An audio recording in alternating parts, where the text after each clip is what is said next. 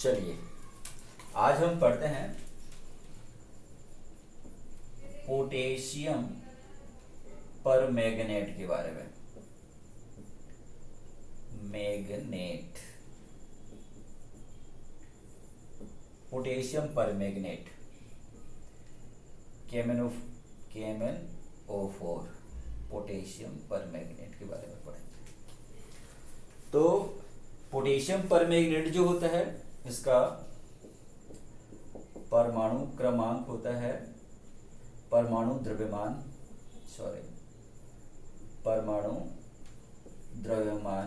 परमाणु भार होता है 158।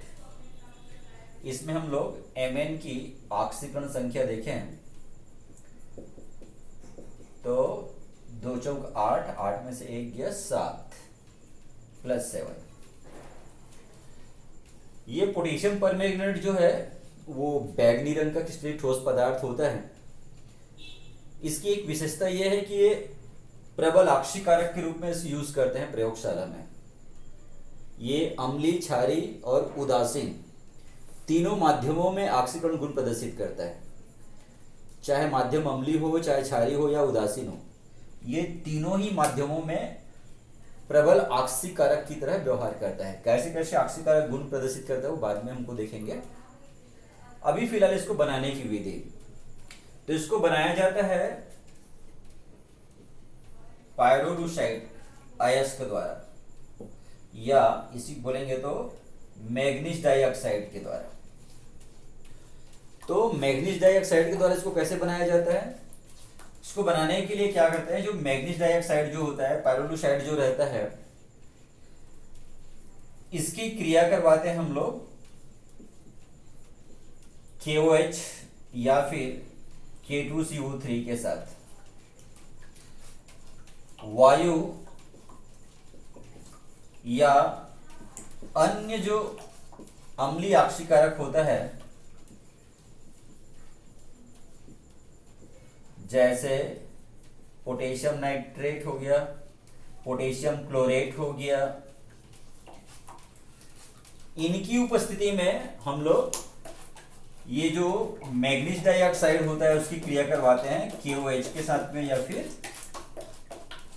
K2CO3 के साथ में, पोटेशियम हाइड्रोक्साइड के साथ में या पोटेशियम कार्बोनेट के साथ में।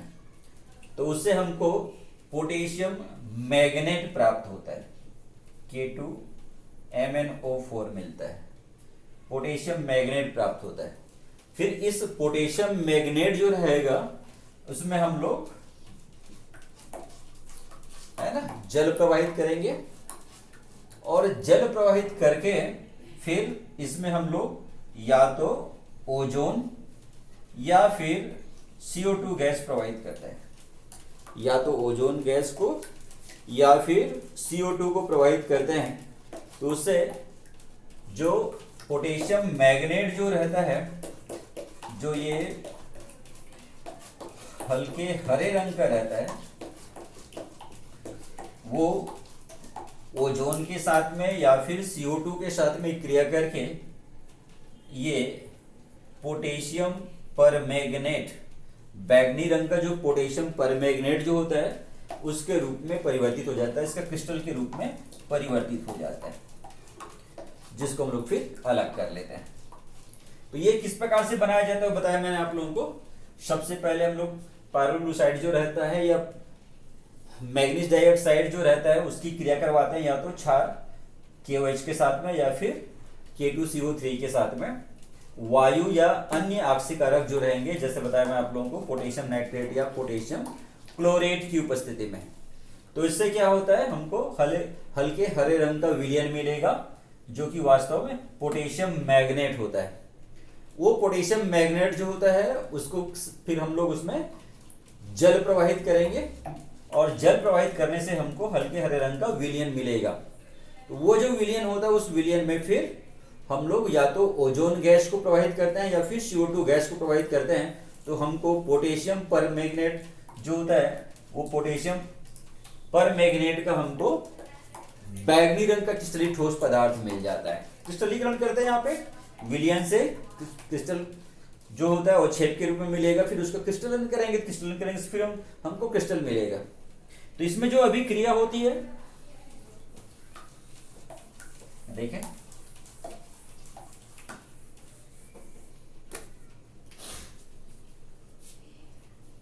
MnO2 की क्रिया या तो KOH के साथ कराएंगे या फिर बताया मैं आपको K2CO3 के साथ। आप यहाँ पे वायु ले सकते हैं, पोटेशियम नाइट्रेट ले सकते हैं, पोटेशियम क्लोरेट ले सकते हैं, तीनों में से कोई सा भी लेंगे।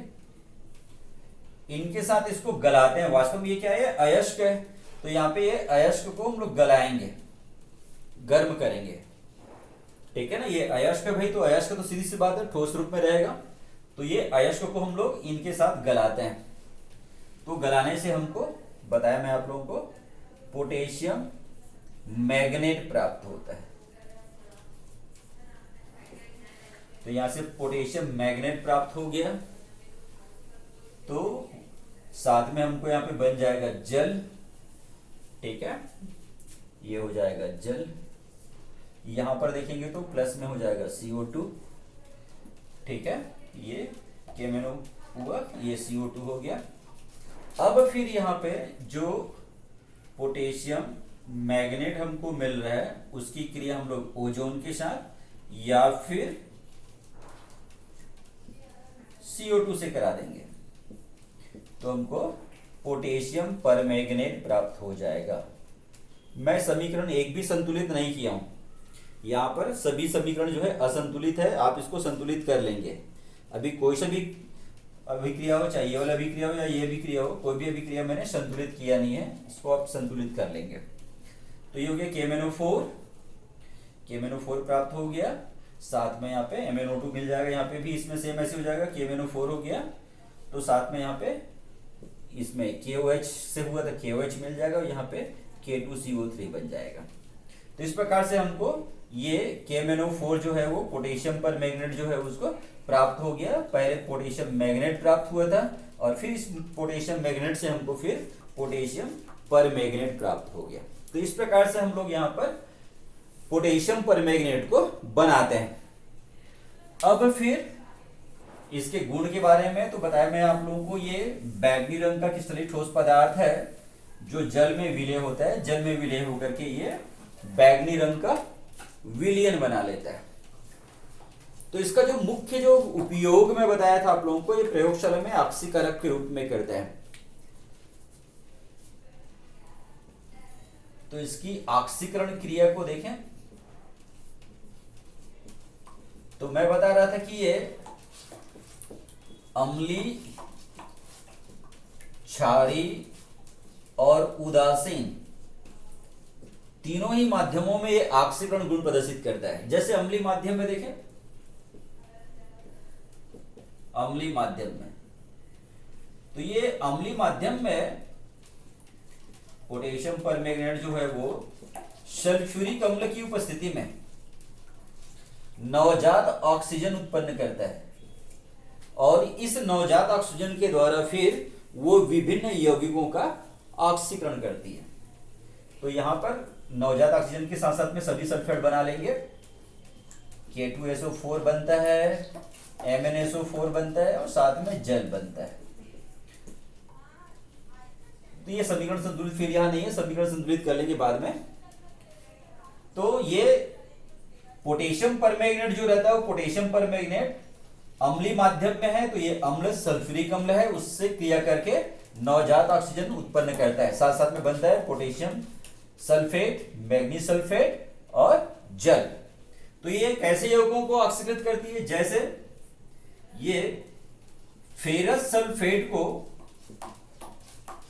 फेरिक सल्फेट में ऑक्सीकृत कर देता है, फेरस सल्फेट को फेरिक सल्फेट में ऑक्सीकृत करती है। तो देखो यहाँ पे फेरस सल्फेट से मैं क्रिया करवा देता हूं, FeSO4, ये इसको जोड़ तो कर देंगे, KMnO4 प्लस H2SO4, ये तीनों तो बनेंगे K2SO4, MnSO4, जल तो बनना ही है। अब यहाँ पे बस क्या कर देना, जो बनने वाला था क्या बनेगा बताया था, फेरिक सल्फेट, तो ये फेरिक सल्फेट, ये ऐसे फेरस सल्फेट जो होता है उसको फेरिक सल्फेट में ऑक्सीकृत कर दिया। बाकी तीनों यही उत्पाद बनेंगे। इसी प्रकार से H2S से सल्फर मुक्त करता है। H2S जो होगा, हाइड्रोजन सल्फाइड जो होता है, उससे सल्फर मुक्त करता है। तो यहाँ पे हम लोग H2S कर देंगे बस, और यहाँ पे सल्फर कर देंगे, बाकी यही तीनों बनेंगे। तो समीकरण आप जो है इसको आसान है बिल्कुल, H2S KMnO4 H2SO4 ये तीनों बनेंगे K2SO4 MnSO4 H2O और प्लस सल्फर, ये ऐसे। इसी प्रकार से ओजोन जो है उससे वायु मुक्त करती है। सेम यहाँ पे ओजोन करेंगे, यहां से वायु निकालेंगे इधर से। तो ये तीसरा देखिए, ओजोन जो है उससे वायु, तो ये O3 से आप क्लियर करेंगे और ये O2 बना देंगे यहां पर, ठीक है। KMnO4 H2SO4 से क्लियर कराएंगे तो K2SO4 MnSO4 और जल तो बन नहीं है, साथ में वायु। इसी प्रकार से ये तो सब सेम सेम था, अब थोड़ा सा अलग इसकी कुछ क्रियाएं हैं। ये हैलोजन अम्लों से हैलोजन मुक्त करती है, हैलोजन अम्लों से हैलोजन मुक्त करती है। तो हैलोजन हम कोई भी ले सकते हैं आप, एक्स की जगह में आप लोग, है ना, fluorine, chlorine, bromine, iodine. Fluorine तो ऐसा होता नहीं है, आयोडीन, ये चारों में से कोई सा भी आप ले सकते हैं।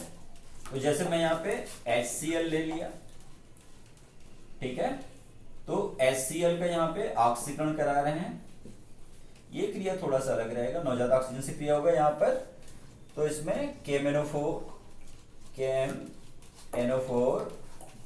पोटेशियम परमैंगनेट और सल्फ्यूरिक अम्ल इसमें उत्प्रेरक की तरह काम करेगा इसमें। तो ये बन गया ये H2O प्लस Cl2। ये हैलोजन अम्लों से हैलोजन मुक्त करती है, ठीक है। इधर हैलोजन हो गया, इधर हैलोजन अम्ल हो गया इधर। इसी प्रकार से और भी है, ये सोडियम सल्फाइड को सोडियम सल्फेट में ऑक्सीकृत करती है। सेम ऐसे भी क्रिया होगा, ये सोडियम सल्फेट का ऑक्सीकरण हो रहा है KMnO4 की उपस्थिति में, ठीक है, और ये सोडियम सल्फेट बन गया। इसी प्रकार से और भी कर सकते हैं हम लोग। ये एल्कोहल जो होता है, जैसे एथिल एल्कोहल हो गया, एल्कोहल जो है उसको एल्डिहाइड में ऑक्सीकृत करती है। एल्कोहल को एल्डिहाइड में, तो ये 2 कार्बन वाला है दिया ना, एस्टल्डिहाइड, ये एस्टल्डिहाइड। एल्कोहल जो रहेगा उस एल्कोहल को ये एल्डिहाइड में ऑक्सीकृत कर देता है। क्लियर हो गया। तो इस प्रकार से ये इसके ऑक्सीकारक गुण बताया मैं आप लोगों को, कौन से माध्यम में, अम्लीय माध्यम में। तो अम्लीय माध्यम में मैंने आप लोगों को जो 6 रिएक्शन बताया, उसमें 3 रिएक्शन जो सेम टू सेम, जिस प्रकार से जो पहले बार प्रारंभ में बताया था कि KMnO4 जो होता है वो H2SO4 की उपस्थिति में उससे पहले क्रिया करेगा, क्योंकि भाई अम्लीय माध्यम में करवा रहे हैं। तो उससे जो नवजात ऑक्सीजन बनाती है, तो उसके साथ साथ में 3 उत्पाद बना था, पोटेशियम सल्फेट, मैग्नीशियम सल्फेट और जल। तो शुरू के 3 अभिक्रिया था, उसमें तीनों बनना एकदम बिल्कुल जरूरी था। इसलिए उसको बहुत आसान है कि क्या किससे क्रिया करेगा और क्या बनेगा, बस वही लिखना है। किससे क्रिया करेगा सामने लिख देंगे, क्या बनेगा आखिरी में लिख देंगे। फेरस सल्फेट को फेरिक सल्फेट में ऑक्सीकृत कर रहा था, ठीक है। इसी प्रकार से दूसरा मैंने बताया था H2S से सल्फर मुक्त कर दे रहा था, H2S सामने में लिख दिए, सल्फर को लास्ट में लिख दिया। ओजोन से वायु मुक्त कर रहा था, O3 सामने लिख दिए, O2 को लास्ट में लिख दिए। ये 3 रिएक्शन सेम था, और ये 3 रिएक्शन ए सेम है, जिसमें KMnO4 और H2SO4 जो होता है, इसमें KMnO4 और H2SO4 इसमें उत्प्रेरक की तरह काम कर रहा है। इसमें सीधा सीधा केवल ऑक्सीकरण कराना है। तो इसमें जो बनना है वो सीधे सीधे इसमें भी लिख देंगे। हाइड्रोजन अम्लों से हाइड्रोजन मुक्त करती है, सोडियम सल्फाइड से सोडियम सल्फेट बनाती है, उसको भी ऑक्सीकृत कर देती है। एल्कोहल होता है, उसको एल्डिहाइड में ऑक्सीकृत करती है। तो ये 3 रिएक्शन एक प्रकार का था, 3 रिएक्शन दूसरे प्रकार का था। उसमें और भी रिएक्शन मिलेंगे। तो इस प्रकार से मैंने आप लोगों को 6 इसके ऑक्सीकारक गुण बताया अम्लीय माध्यम में। नेक्स्ट वीडियो में हम लोग करेंगे तो ये क्षारीय माध्यम में किस प्रकार से ऑक्सीकरण गुण प्रदर्शित करता है और उदासीन माध्यम में कैसे ये ऑक्सीकरण का गुण प्रदर्शित करती है, ये हम बाद में करेंगे। Thank you.